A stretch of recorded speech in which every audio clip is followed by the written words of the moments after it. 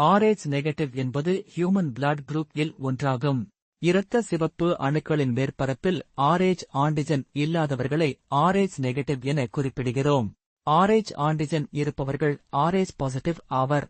இந்தியாவில் இது மிகவும் அரிதாக உள்ளது.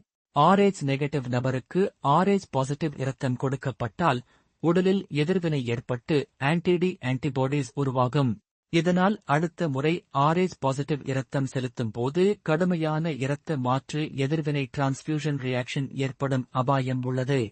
எனவே RH நெகட்டிவ் நபருக்கு எப்போதும் RH நெகட்டிவ் இரத்தம் மட்டுமே வழங்க வேண்டும்.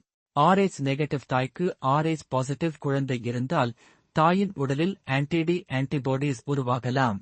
இது அடுத்த கர்ப்பத்தில் குழந்தையின் சிவப்பு இரத்த அணுக்களை அழித்து ஹீமோலிட்டிக் டிசீஸ் ஆஃப் நியூபோர்ன் எரித்ரோபிளாஸ்டோசிஸ் ஃபெர்டிலிஸ் என்ற கடுமையான நிலையை ஏற்படுத்தும். இதை தடுக்கும் பொருட்டு RH நெகட்டிவ் தாய்க்கு இம்யூனோகுளோபுலின் தடுப்பூசி வழங்கப்படுகிறது. RH நெகட்டிவ் பிளட் குரூப் மருத்துவ ரீதியாக மிக முக்கியமானது.